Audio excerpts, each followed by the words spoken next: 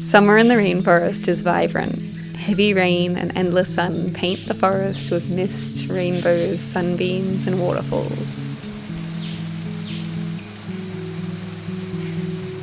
This is one of my favorite waterholes in the whole valley. It flows from high up in the mountains above and carves its way through the forest to meet here, catching the afternoon sun in its cusp. Happy the duck loves any pool that she can find, and every time she zooms in circles, her joy just can't be contained.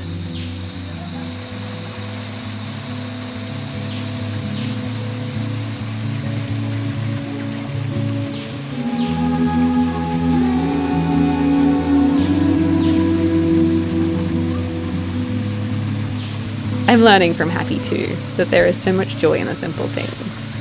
In summer, our work piles up on the farm. Fences need fixing, trees need mulching, the garden needs weeding, and the plumbing needs mending. But the more full your list is, I think the more important it is that you take some time off. Slowing down to really notice the beauty of the season, seeing the lilies blooming and the butterflies and moths emerging and fluttering in the late afternoon light. Feeling the water on your skin and the sun on your back and the pure joy of your tiny duck playing underneath a waterfall. Pausing for a moment to take it all in, and then feeling so much inspiration for the week of work ahead.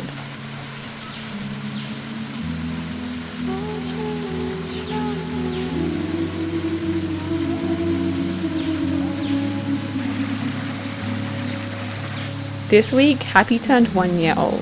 This little duck represents hope. She was our tiny miracle last summer. It was a hard time. Half of the flock had got taken by a fox and we were so devastated. Every little duck has such a huge personality and it's so hard when you lose them. They had laid lots of eggs that summer, so we thought it'd be a nice remembrance to hatch these eggs and meet the little babies of the ducks that had died. I put 20 eggs into the incubator, but since the eggs were over a month old at that point, most of them were not fertile. Weeks went by and no one hatched. I left the incubator on, but I had given up any hope of any ducklings hatching. And then a tiny little hole appeared in one egg. But over the next few days, the hole wasn't progressing. This can happen when a duckling isn't strong enough to crack the egg, and it normally means that the duckling won't survive. So I carefully helped that egg hatch over the next few days. If you do it too fast, the dry air constricts them, and if you do it too slow, they cannot make it. It was stressful, but finally, Happy the duck hatched. She became best friends with another duckling that we got from a neighbour, and they grew up so fast. Now they've joined the big flock, but Happy just loves humans so much and will sometimes quack at the door until you give her a cuddle. So she gets these special adventures to the creek. If I take the rest of the flock on an adventure, I have to be careful because they can get too excited or get scared of something and run away. But Happy is different. She never leaves my side.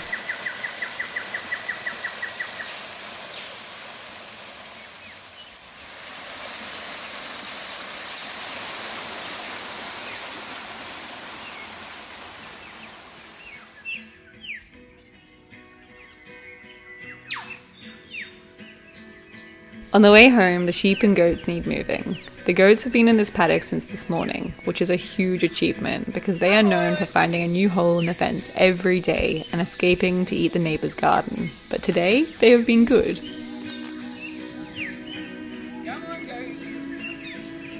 As much as I complain about their naughty adventures, they're actually really good goats, and at the end of the day, they follow me home and are the sweetest characters who do so much for the regeneration of the farm.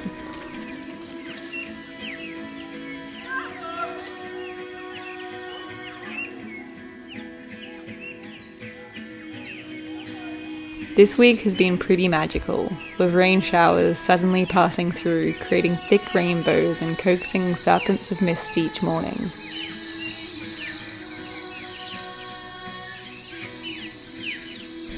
The fruit trees and garden are loving all the rain, and today I'm planting a Bundjalung or finger lime down in the orchard.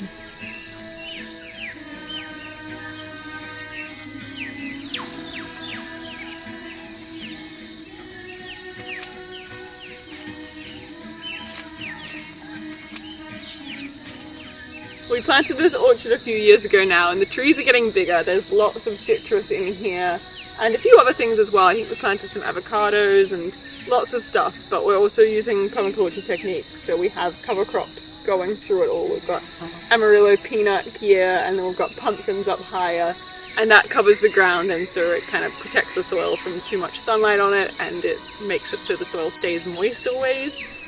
Cover crops are hugely important for soil health, biodiversity, and protection against weather. Growing something beneath the fruit trees both shields the soil from harsh sun, but it also combats the soil erosion in big rains. The Amarillo peanut is a flowering cover crop which also brings pollinators and encourages biodiversity. It isn't really a new concept, it is instead imitating the way that nature already interacts. Every rainforest floor is covered in thick growth, and there aren't many places in nature that you would ever see bare soil. These layers of growth all interact together to create a system that thrives. There is a spot in between the other trees which is perfect for this tree. Bundjalung or finger lime is a native fruit to this rainforest. For at least the last 60,000 years, Bundjalung people have been growing and eating finger limes. It is often referred to as citrus caviar because it has this unique caviar-like pulp that is the delicious zesty flavour.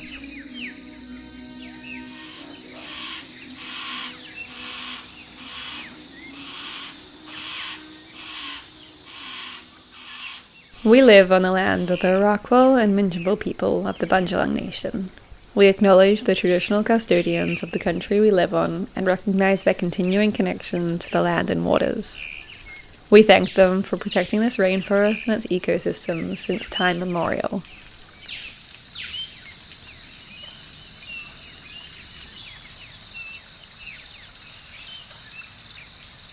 Happy's been extra cuddly this week, so she has been following me everywhere. She loves to come fruit picking because when there's fallen fruit, there are bugs, and her favourite snack in the world is an insect in the grass.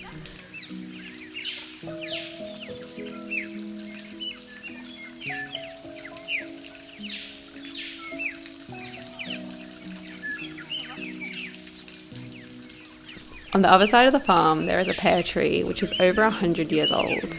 This tree was planted by the man who lived here before our grandparents. He farmed fruit and had many trees planted, some of which still exist today.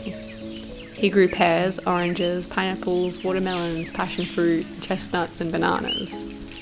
The trees are grand now and tower high above, beautiful pears silhouetted in the tallest branches.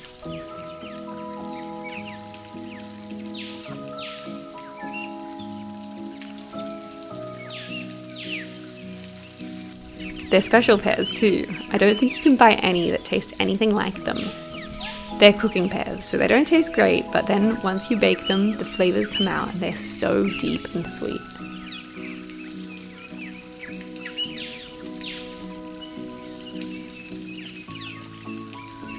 Next to the pear tree and woven between its branches is the Malay apple tree. Malay apples are native to Malaysia, Indonesia, Vietnam, Thailand, New Guinea, and Australia. They thrive in super tropical climates with big rainfalls. We have a few trees growing all over the farm, and they have these bright pink flowers before they turn into fruit.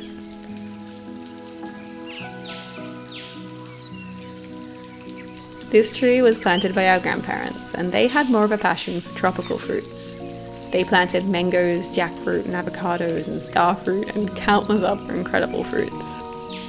Our parents then built upon the orchards that were already growing. They planted huge kiwi fruit patches and orchards with 50 mango trees. Now it's our turn, and we feel so lucky to harvest from all of these trees that were planted over the last 100 years. We plant new orchards with a finger lime tree or an avocado on a new ridge, and we imagine how these trees could still be fruiting in 100 years more.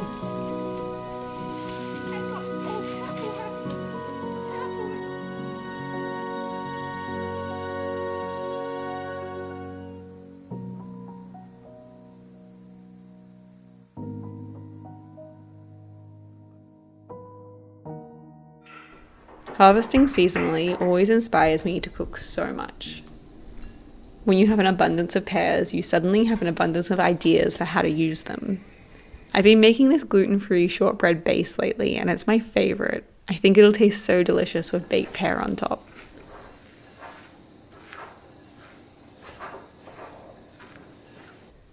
As the afternoon comes, a storm normally forms, and tonight it looks like it'll be intense. Grey, thick clouds form over the cliffs to the south, which usually means we're in for a big one. This sort of weather is always so cozy to bake in, and my mind is already imagining the taste of the pie in the morning when the storm's rain has made a display of mist in the morning light. The wet season is actually my favourite, I think. It can be hard when you get endless rain and the creeks overflow and the roads are inaccessible, but I love when we have beautiful sunny days and then a glorious storm forms over the mountains in the afternoon. It pours and it feeds the fruit trees and the gardens and the creeks, and then in the morning the sun rises and the heat disperses all of the mist and fog, and then a sunny day comes again, and it all happens over and over.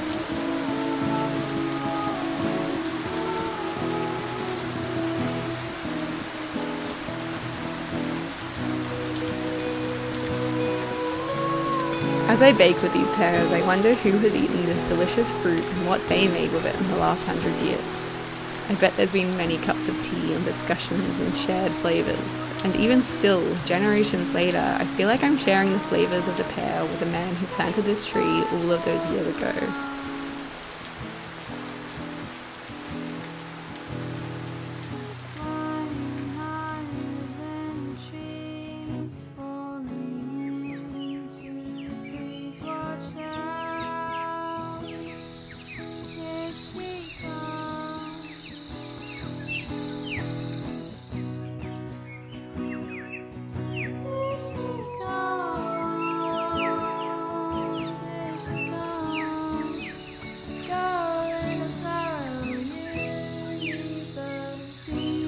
After all this rain, the grass is so long, and in each paddock there is a lot of food for the animals, so at the moment they're a bit spoiled.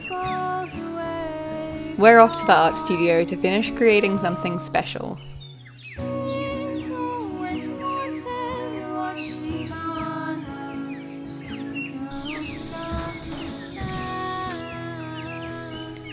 At the moment, we both have 1,000 creative ideas and sketchbooks full of different things that we want to build, sew, and paint.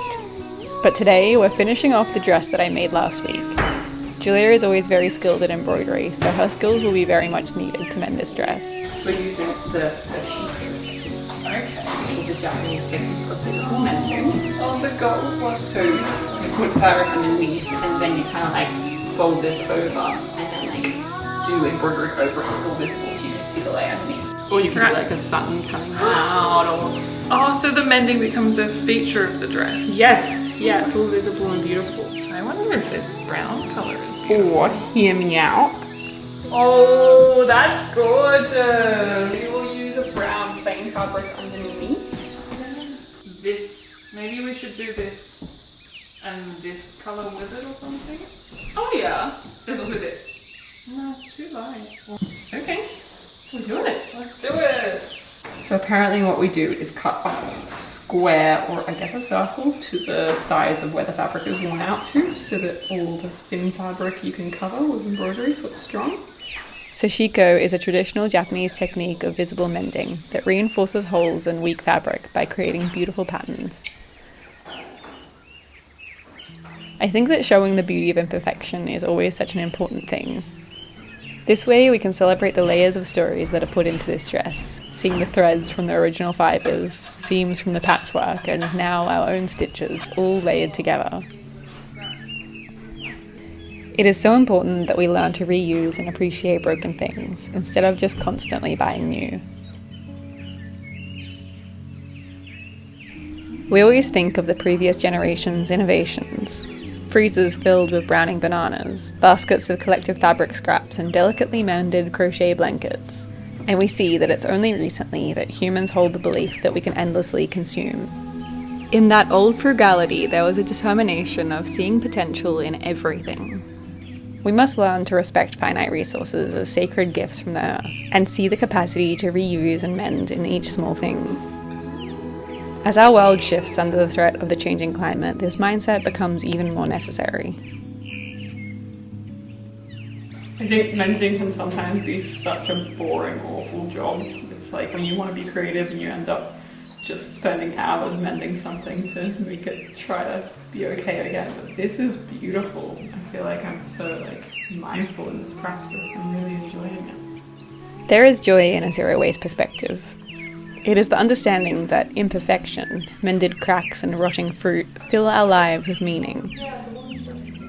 The flawed and incomplete make the beauty of the world. We look around at this studio and see this way of living everywhere. The windows are scrapped together from old glass from the rubbish tip. The floors are seconds from the mill. The furniture collected from all over. By celebrating the complexity of each object, we accept the natural cycle of things. Fruit rots, wood ages, and pottery breaks, but all flaws have meaning. We weave this knowledge into everything we create. Art, food, homes, and clothing. Understanding our lives is a sum of what we create and what we consume. So what we leave behind, let it not be waste, but knowledge. Let our impacts be stories and recipes, skills and beauty. The finished dress is such a celebration of the broken, frayed seams joined in unison. The visible holes mended with gold thread in different patterns gives it even more character, and all of these stories combine to create a dress so full of joy. Thank you for watching, and thanks to our patrons for supporting our tree planting journey and caring for this land.